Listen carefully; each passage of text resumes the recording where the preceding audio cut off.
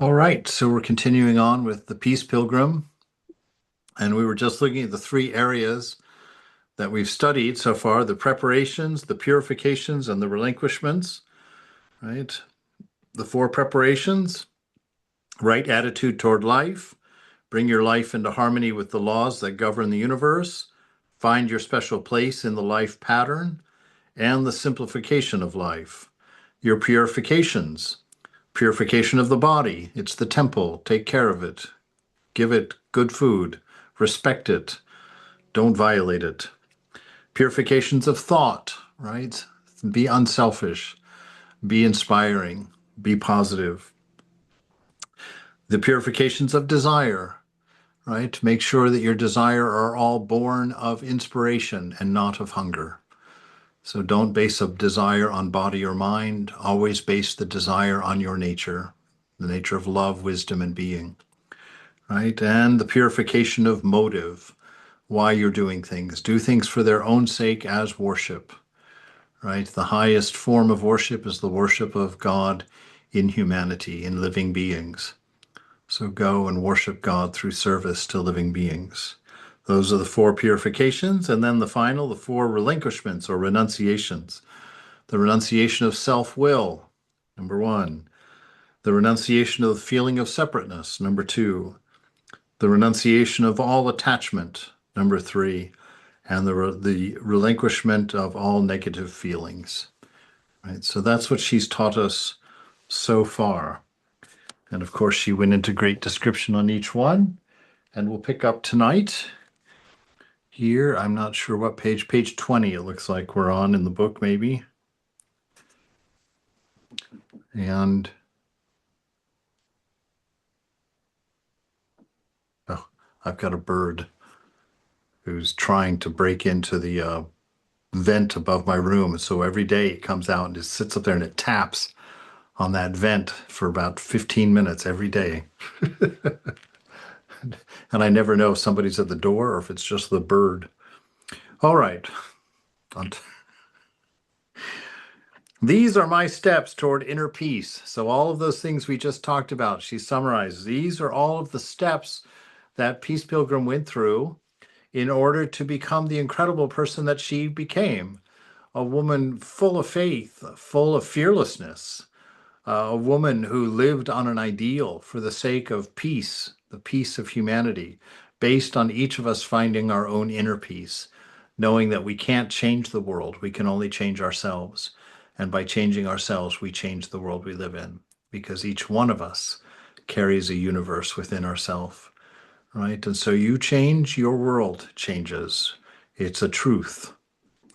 It's one that you can see. I often share that story when I first moved to LA.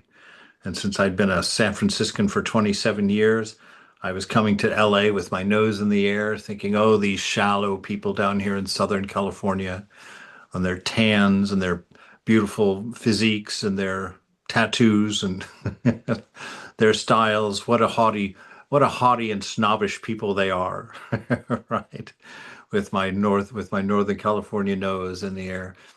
And I realized that, you know, gosh, everybody's so standoffish down here, right? And so then I made the decision that on my walks, I would try and see God in other people's eyes when I looked at them, and that I would send a prayer to Ramakrishna in that person's eye, right, as I was walking. And I would always send out a little prayer for their well-being, for them to get what they're looking for them to find success in what they're trying to do. Just going around seeing God in people's eyes and putting out a positive prayer for them. And I'd been doing that for about 2 weeks when I realized that actually Southern California had become a more friendly place. Now, had it really changed? No, but I changed. I stopped being so haughty and standoffish, and now people weren't defensive when they walked by me, so they didn't uh, uh, uh, prove the world that I was living in, right? So I changed my outlook and became positive thinking and became open and started seeing the divine in them as my practice, and I realized that people responded to that. And they responded in openness and friendliness themselves. And so the world I lived in changed, not because it changed, but because I changed the way I lived in it. And so this is how we go forward. You are the kingdom, right? You are the light of this world. That spirit within you, that Satchitananda within you. And so we go forward with that light. And this is what these were the three areas that Peace Pilgrim focused on for the 15 years before she went out on her mission, when she just walked away from her home and family and all, and traveled for the rest of her life, speaking only of peace. So these are my steps toward inner peace that I want to share with you. There's nothing new about this, right?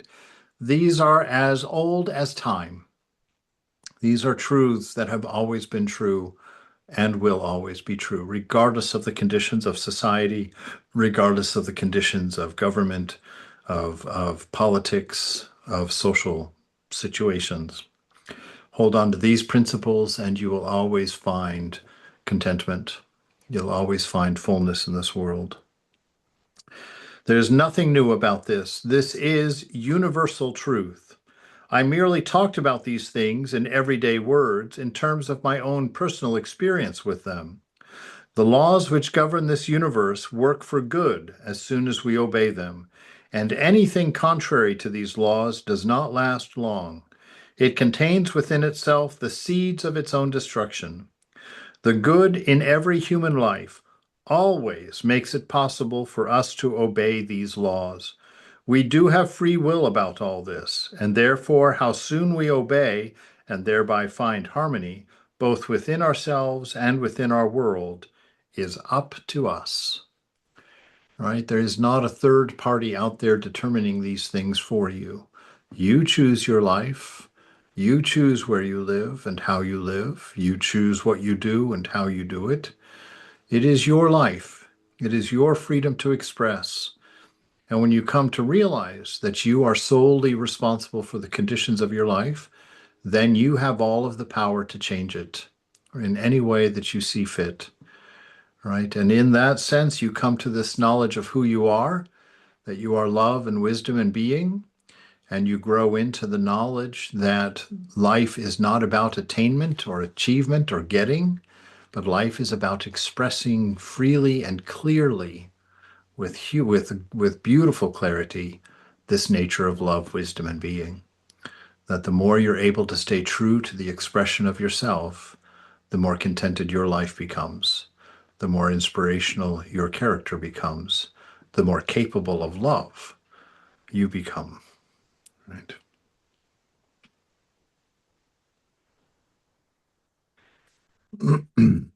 During this spiritual growing up period, I desired to know and do God's will for me. Right? I wanted to know what is God's will. And this is that interesting thing, God, the absolute, does not have a will because perfection does not need change, right? Perfection is self-contented. And so God has no will. If you want God to have a will, then you would look at the condition of what is. What is this moment? This moment is the reflection of God's will, right? This moment is the summary of all of the wills up until this moment, and it's the indication of all wills in the eternal future, the infinite future, right? So this, what is God's will. And God made you the verb of his divine image or her divine image that's within you. And again, we come right back to Satchitananda, right? That is God within you. And so to live in accordance with that, desire to know and do God's will means live true to the image of God that he's placed within you. Make sure everything you do is motivated by love, clearly. Make sure that everything you do holds the seeds of wisdom within it. Make sure that everything you do is done in presence, in awareness, in this moment, with clarity, and offered to the universe, which is also the moment, right? And from that, you will naturally reap contentedness, inner peace, right? So I desired to know and do God's will for me. Spiritual growth is not easily attained, but it is well worth the effort. It takes time, just as any growth takes time. One should rejoice at small gains and not be impatient, as impatience hampers growth, right? It's imagine you're growing a plant, right? Growing a plant. If you're impatient about it, what good is it? Right? If you're impatient with how fast or how slow the plant is growing, where's your joy in growing a plant? It's not. It's a frustration to you because you're wanting something that's not there yet. But if you're present with that same plant, right, you see the first two leaves come and you gently touch them and you welcome them to the world and you pour a little water on them and you're excited and you sit and look, wow, look at this amazing thing. It's growing in front of me, my very own eyes. I saw a seed sprout leaves, right?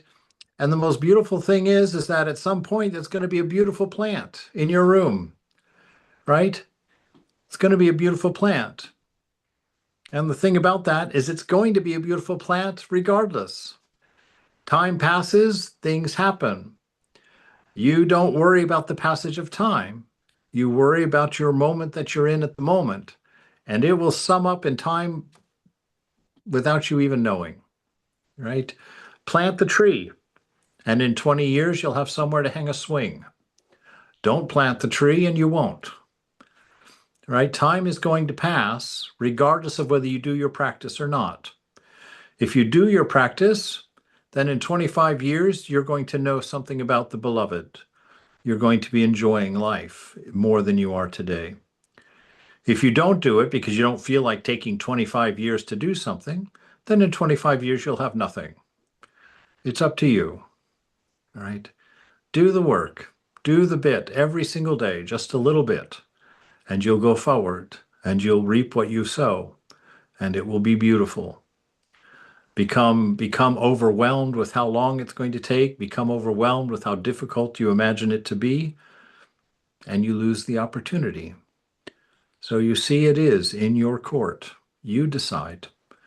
You decide in this moment what you will be in the moments that occur tomorrow, Can I seemingly. ask a question? Yes. So I was thinking about the idea of acceptance and being happy with what you have. Yeah. Life does require some future planning. Like if I'm living in a house full of mildew, I do need to make arrangements to find a place without contaminate. Like I'm not just gonna like, oh well, this is where I am in this mildewy house. So how does that fit in? Like it's okay to have simple desires Well, and heard that oh, desire is based on body as temple, right? And the yeah, body you don't want the feed the body mildew, right? And so you're living in you're taking that on as a responsibility, which is in alignment with one of her preparations there that she was talking about. And in the moment, you do what you can, you know. If it right. means you're going to find another apartment, then you get out the times and start looking for another apartment. If it means that you start ripping out the wallpaper and painting it with, antiviral, anti-mildew paint, I don't O- know, then you do that. But it's doing what you can do in the moment for its own sake, right? Okay, so it's about motive. Yeah, Thank you. yeah. So the important thing in it is understanding time's going to pass whether you work or not. So work, and your tomorrow will be better than today, right? And you have all of the power. There's only one person in you. Any resistance that you meet within your own mind is your attachments, and they are also up to you. Reclaim that power and let go of them if they're not helpful, right? So you get to drive this car. Let your yes be yes, let your no be no. Let your thoughts, your words, and your deeds be in integrity and go forward, right? And if we live this way, then we know our future is happy and life will end in contentment, which is the highest treasure, Holy Mother says. The richest man is the man who has contentment, right?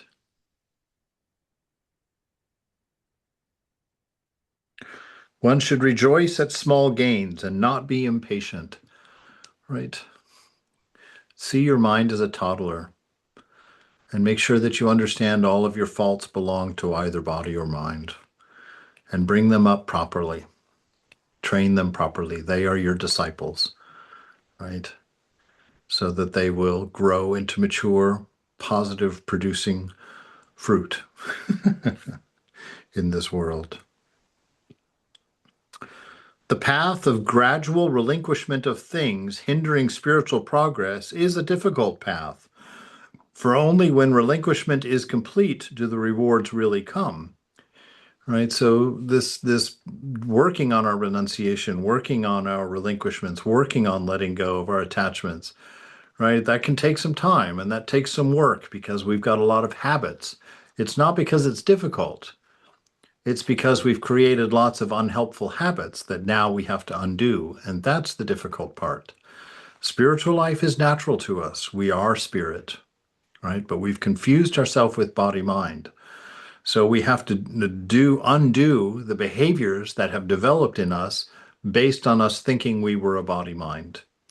That will take some time, right? But with patience, we go forward, coaching ourselves constantly. And when that relinquishment is complete, then the rewards become apparent.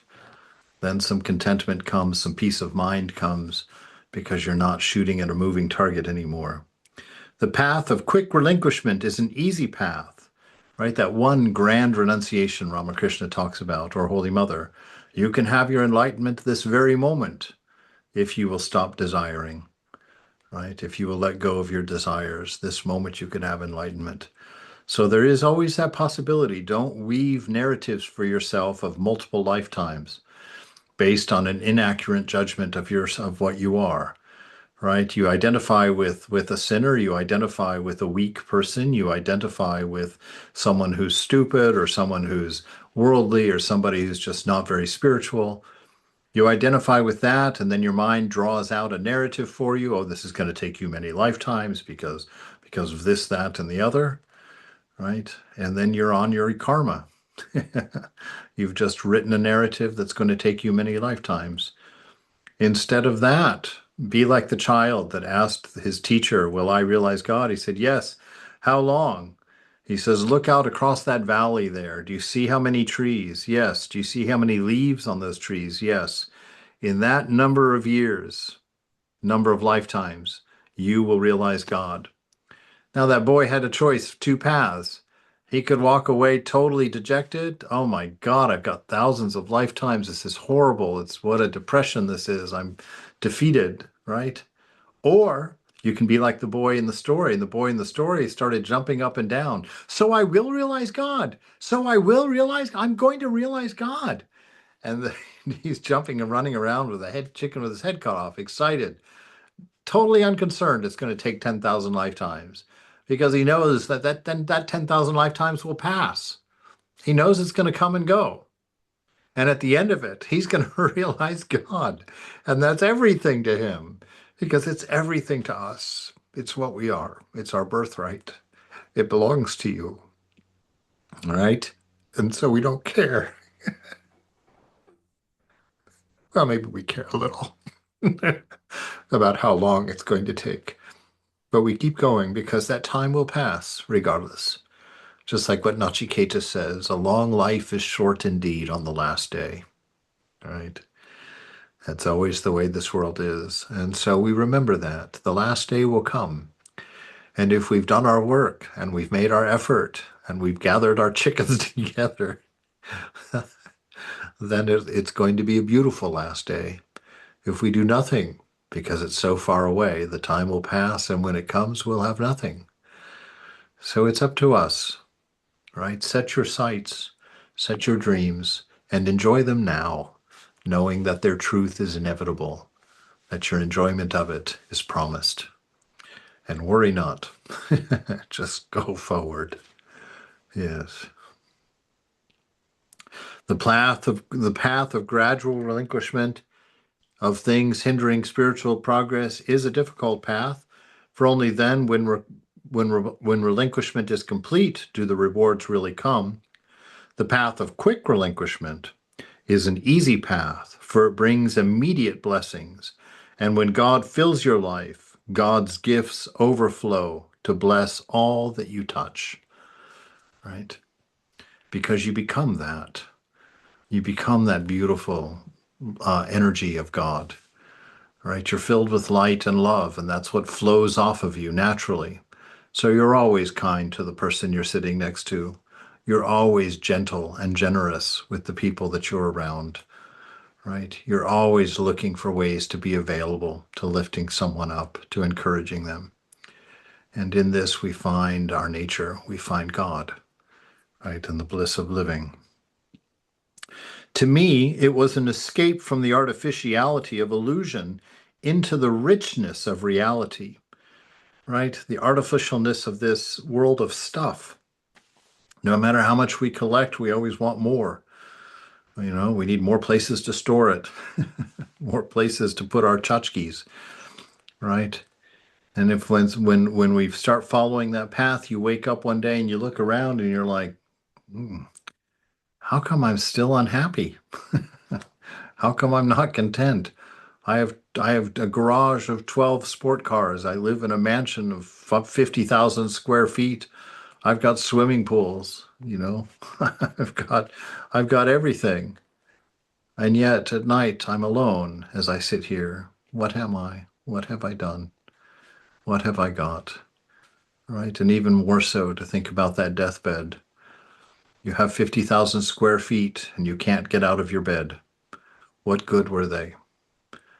50,000 square feet and you can't leave your room. What good were they? What did they give you?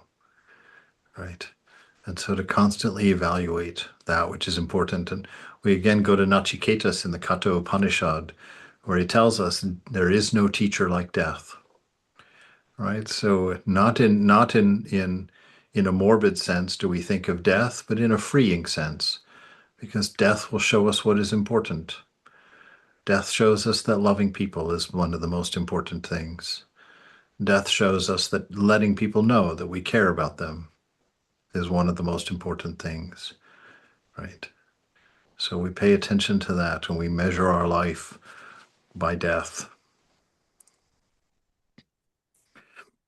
To the world, it may seem that I have given up much.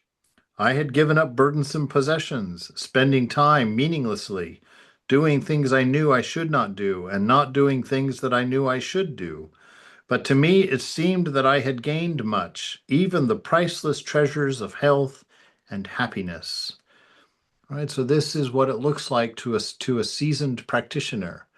For us, we look at her and we're like, "Oh my God, you gave up your house, your family, oh my, all your clothes. You gave up all your fun, your card night on Thursdays and your your tea with your friends on Saturdays. You gave up a warm bed to sleep in and a nice car. What? You gave all that stuff up?" And she says to me, it says to me, I had given up burdensome possessions. I realized I had to pay for and maintain all of the things that I owned and that they were constantly demanding my attention, right? I had given up burdensome possessions. I've given up spending time meaninglessly, right? Instead of just sitting there playing video games, instead of just sitting there, reading novels, I went out and did something. I served people. I helped people. I loved, I trained my mind. I disciplined my body. I became what I am, my Satchitananda. I'd given up burdensome possessions, spending time meaninglessly. I gave up doing things I knew I should not do, right? I lived in integrity. No, I'm not supposed to do that. So there's no other question. There's no conversation. I just don't do them. And I do the things that I should do. I don't sit there and berate myself. Oh, I should do that. Oh, I shouldn't do this. Oh my God, I should do that. Right? No. What is there? What value is there in talking about shoulds and shouldn'ts? Do and don't. That's all. The moment is here. Do it or don't do it. There's no should or shouldn't. It's do or don't. That's all. Live within your integrity and you will go forward. Spending time meaninglessly, doing things that I knew I should not do and not doing things that I knew I should do. But to me it seemed that I had gained everything, even the priceless treasures of health and happiness, right? So after all of this work, all of these purifications, relinquishments, that she talked about, the sum total of them was happiness and health. She got two of the biggest treasures, happiness and health. The attainment of inner peace. There were hills and valleys, lots of hills, lots of valleys in that spiritual growing up period. Then, in the midst of the struggle, there came a wonderful mountaintop experience, the first glimpse of what the inner life of peace was like. Right? So she says, yes, in the beginning, I have lots of ups and downs. There were times when I was elated. There were times when I was deeply depressed. There was times when I was victorious and times when I had been bitterly defeated, right? We have both of those times. And we can describe it that way, up and then down and then up and then we're doing great. We're doing great. Oh my God, we failed. Oh, we're doing great. Oh my God, I'm failing, right? Just riding that bronco everywhere it goes.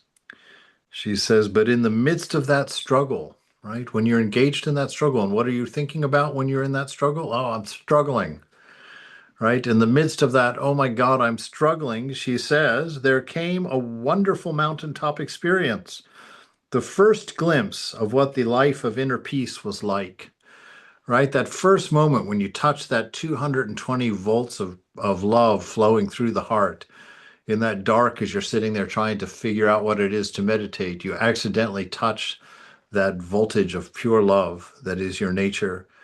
And boy, it blows your senses for a second, a split second, less than a split second, only long enough for you to begin to ask the question, oh my God, what was that?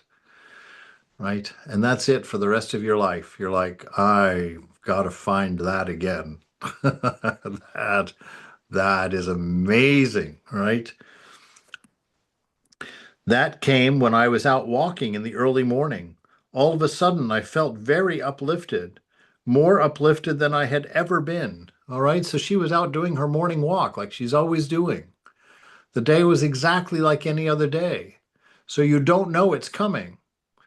You don't anticipate it. You don't look for it. You go out and do what you do. You're present for it.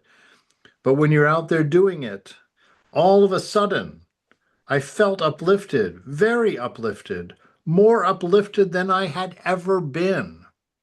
I remember I knew timelessness and spacelessness and lightness, right? Which means she transcended egoism. It's egoism that causes the fences, right? That make you feel caught in time. I'm a body and I'm this age and this long and this happens and that happens, right? And spacelessness, right? No boundaries, nothing getting in my way. I'm free. Lightness, not the drudgery, the stuck feeling of inertia, but this feeling of freedom. I did not seem to be walking on the earth. There were no people or even animals around, but every flower, every bush, every tree seemed to wear a halo. There was a light emanating around everything, and flecks of gold fell like slanted rain through the air. This experience is sometimes called the illumination period, right? This is the first indication, right, of right living. That sense of joy, that sense of timelessness, that sense of lightness, the sense of freedom, right? That which allows you to laugh in the face of the most bitter things, to be unafraid, knowing that you're unaffected by anything that can change. You are that ever-present, unchangeable light of awareness, Satchitananda. The most important part of it was not the phenomena, not the gold flecks, not the uplifting feeling, not all the stuff that you can observe, right? The important part was the realization of the oneness with all creation. That was the most important thing, right? And what is that oneness with all creation? That is love manifested. That is why love is the one most important thing. It brings us to oneness. It brings us to oneness.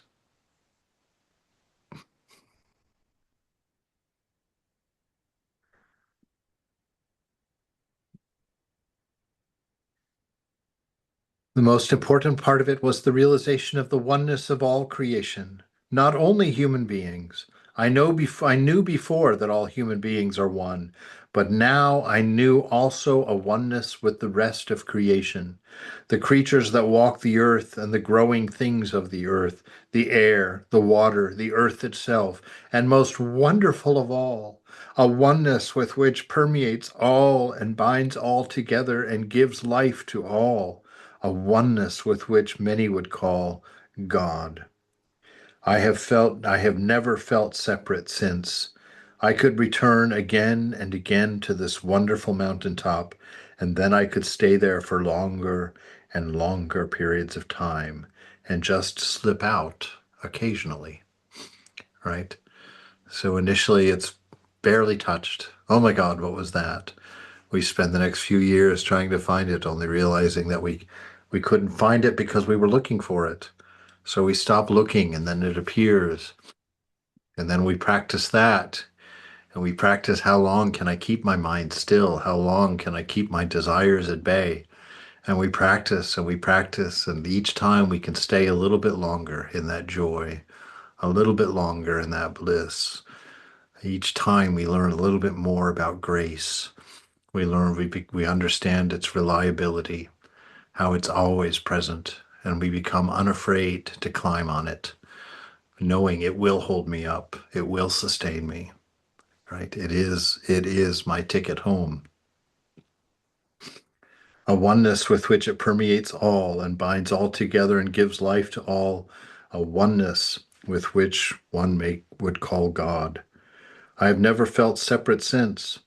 I could return again and again to this wonderful mountaintop, and then I could stay there for longer and longer periods of time and just slip out occasionally. The inspiration for the pilgrimage came at this time. I sat high upon a hill overlooking rural New England.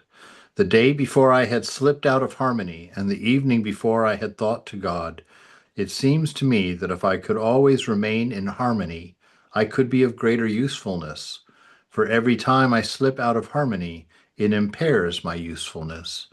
Right? This is exactly what it means to stand as God's butler in this world, constantly available to service for service. Right? It's always standing in whatever place you're standing and being available to the divine, to love, to give what you have, to share what you've got. Constant awareness of that potential. And to live rightfully, right? To live with right living so that you can stay clear, so that your clarity is there, so your joy is there, so your contentment is obvious, right? So that people see what it is to be human. And in themselves, they will see their ideal self in you, and that drawing of like a moth to the light. They'll come to touch the divine within you. And you'll have no idea why. Why are they coming here? It's like Ramakrishna. Why are so many people following me around? What's going on here? Right? And you just keep going. For every time I slip out of harmony, it impairs my usefulness. So if you want to know why discipline yourself? Why try to realize God? It is because it's the only way to serve in a meaningful way. Otherwise, you just become part of the cogs of the machine that drags down the ego, right? But operate outside the machine, meaning have no agenda, have no goal, simply express the light within and be available. Be available. When I awoke at dawn, I was back on the spiritual mountaintop with a wonderful feeling. I knew that I would never need to descend again into the valley. I knew that for me the struggle was over, that finally I had succeeded in giving my life and finding inner peace. Again, this is a point of no return. You can never go back into the struggle. The struggle is over now because you will do the right thing and you don't need to be pushed into it. Right? This is once we get that sail hoisted and the winds of grace catch it to carry us forward. Right? And Ramakrishna says the winds of grace are always blowing. You don't have to wonder about grace. He says what you have to worry about is hoisting your sail. All right, hoisting your sail to catch that wind of grace. Train yourself to trust the wind. Train yourself to trust grace. Train yourself to understand the depth of a love that's unconditioned and build your faith on it. Faith is the root of all. Faith in love. Faith in the unlimited nature of divine love. That's the faith we need. That's the faith which carries us forward in this little, wonderful little boat of ours. And for her, I love this place where she says, this is a point of no return. You can never go back into the struggle. So you see, once you've got your sail hoisted and you're enjoying the bliss of the divine grace of God blowing you toward the goal, no struggle. You will do what's right because you, the evidence has mounted. The lie of the worldly thinking has been betrayed. You've seen it, you understand it, and you know that those petty desires of body mind were only the hors d'oeuvres to the real desire for the divine, right? And so you leave them behind. You leave them where they are. I went out for a time alone with God. While I was out, a thought struck my mind. I felt a strong inner motivation toward the pilgrimage, toward this special way of witnessing for peace. Right? This is that knowing, right? This is that knowing when the time comes for service, when the time comes for your part in the divine pattern, right? When that time comes, this knowing arises within. This is what is necessary. Mother says, yes, it's time. You're useful. You've been in harmony with yourself. You've been in alignment with your inner integrity. You have desired your highest will, which is in line with the will. Now you're useful. And when you become useful, then a knowing arises within. This is what must be done. This is what will be done. I went out for a time alone with God. And while I was out, a thought struck my mind. I felt a strong inner motivation toward the pilgrimage, toward this special way of witnessing for peace. I saw in my mind's eye myself walking along and wearing the garb of my mission. I saw a map of the United States with the large cities marked on it, and it was as though someone had taken a colored crayon and marked a zigzag line across coast to coast and border to border from Los Angeles to New York City. I knew what I was to do, and that was a vision of my first year's pilgrimage route in 1953. I entered a new and wonderful world. My life was blessed with a meaningful purpose, right? That knowing your ministry, that knowing why you exist, right? You exist for the manifestation of peace. You exist for the manifestation of love, the manifestation of wisdom. And anything that does those things is fulfilling and beautiful and right for you.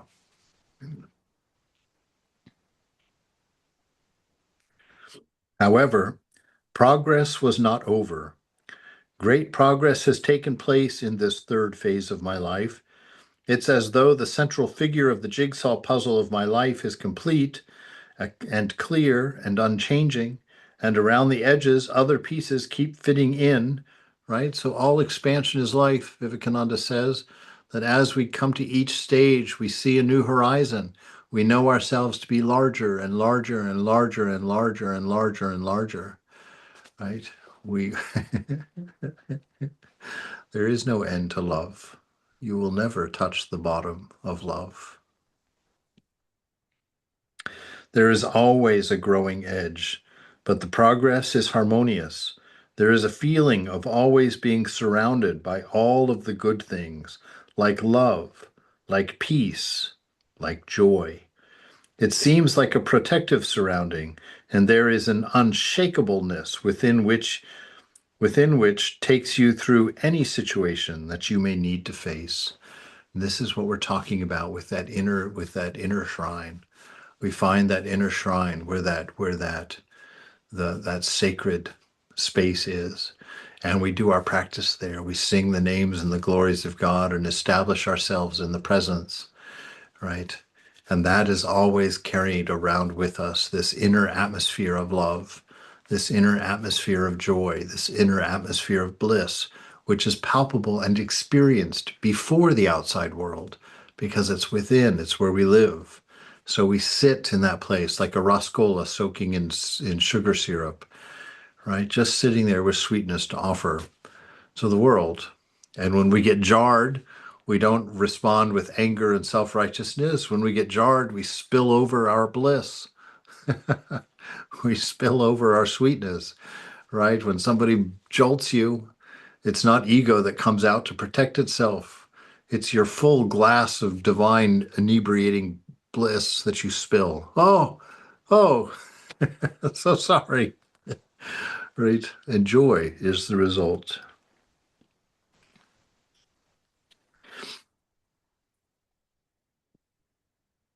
There's a feeling of always being surrounded by all of the good things, right? So that's right thinking. That's placing your mind in a space where it's always looking around and seeing the good things because they're both there, but you see the good things. You see a person, you get a choice, count their faults or see their divine, right? There's a feeling of always being surrounded by all of the good things like love and peace and joy. It seems like a protective surrounding, no longer an egoism, right? No longer I can defend myself, right? No longer I can win any argument. I can put anybody down. I can beat up anybody I need to, right? It's not that egoistic way of approaching the world, right? It's not that proud boy, I'm going to march and kill. This is a deep inner inspiration, right? An inner inspiration that protects you. Why? Because it's this thick layer of love which people will not violate. This beautiful protective layer of love that people will not violate. There's that story, Peace Pilgrim. We haven't read it yet, but one of the things that truck driver who picked her up in the desert, later he admitted that he picked her up in order to abuse her. Right? He says, but the way that she climbed into my truck and curled up on the passenger seat and laid her head on my shoulder and fell sound asleep on my shoulder awoke in me a parental desire to protect her, you know, and he protected her. And we see Holy Mother, walking across the dacoit's field, the thief's field, right? And seeing those two dacoits, those two robbers coming in the distance. And she walks up to them, Mom, Dad, I've lost my way. Can you take care of me? Absolute guilelessness, no fear in her whatsoever, and the expectation that, of course, the world would take care of her. And what happens? They became lifelong devotees of the Divine Mother. They didn't rob her, they didn't kill her, they didn't abuse her. They became her parents on the spot. This is the power of love. This is the fearlessness of right living, right? There is a feeling of always being surrounded by all good things like love, peace, and joy. It seems like a protective surrounding, and there is an unshakableness within which it takes you through any situation you may need to face. The world may look at you and believe that you are facing great problems, but always there will be the inner resources to easily overcome the problems. Nothing seems difficult. There is a calmness and a serenity and an unhurriedness. No more striving, no more straining about anything. That's a very important thing I've learned. If your life is in harmony with your part in the life pattern, and if you are obedient to the laws that govern this universe, then life is full and life is good, but life is never more overcrowded. If it is overcrowded, then you are doing more than is right for you to do, more than is your job to do in the total scheme of things. All right, it's a very good thing to learn right there. That isn't. Could you repeat that, please? Yes, I'm going to read that whole paragraph. She says, there is a calmness, a serenity, and unhurriedness. No more striving or straining about anything. That is a very important thing I've learned.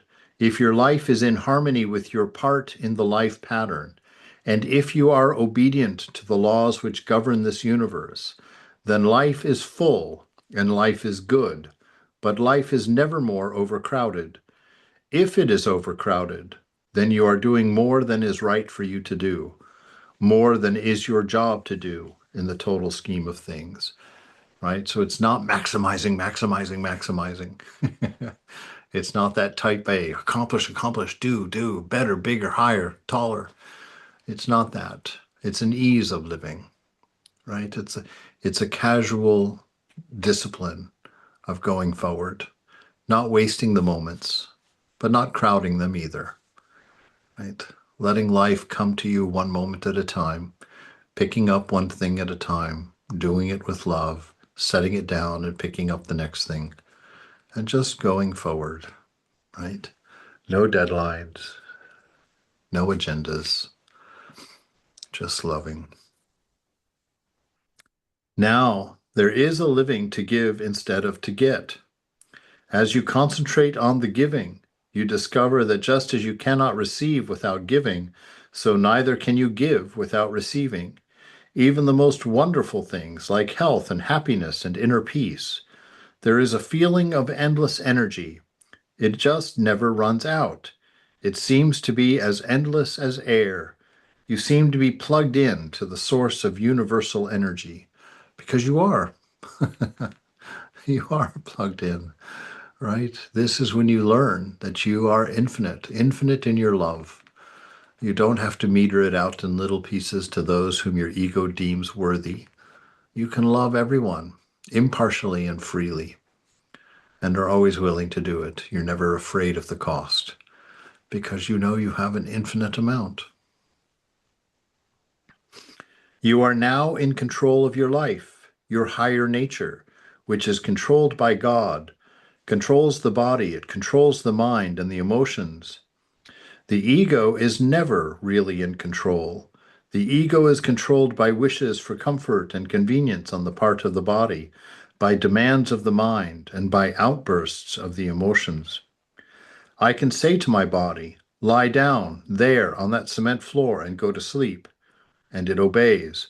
I can say to my mind, shut out everything else and concentrate on the job before you, and it is obedient. I can say to my emotions, be still, even in the face of this terrible situation, and they are still. A great philosopher has said, he who seems to be out of step may be following a different drummer, and now you are following a different drummer, the higher nature instead of the lower nature. When you have done the spiritual growing up, you realize that every human being is part of equal importance, has work to do in this world, and has equal potential. We are in many varied stages of growth. This is true because we have free will. You have free will as to whether you will finish the mental and emotional growing up. Many choose not to. You have free will as to whether you will begin the spiritual growing up.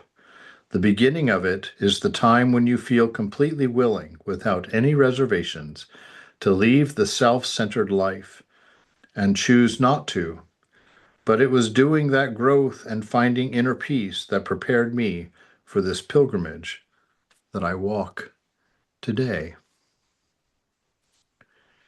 Looking through the eyes of the divine nature, you see the essence within the manifestation, the creator within the creation, and it is a wonderful, wonderful world. I realize too.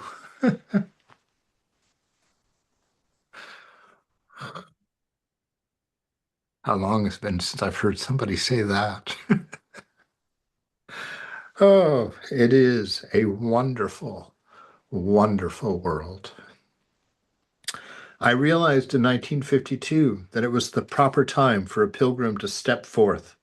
The war in Korea was raging, and the McCarthy era was at its height. It was a time when congressional committees considered people guilty until they proved their innocence. There was great fear at that time, and it was the safest to be apathetic. Yes, it was most certainly a time for a pilgrim to step forward, because a pilgrim's job is to rouse people from apathy and to make them think. With the last bit of money I had left, I bought not only paper and pencil for my first messages, but material for my first tunic. Although I designed it, the sewing was done by a lady in California, and the lettering was painted by a man who was a sign painter. My initial reaction when I first put it on was a wonderful rightness about it, and I immediately accepted it. All right, we're going to stop there for this evening.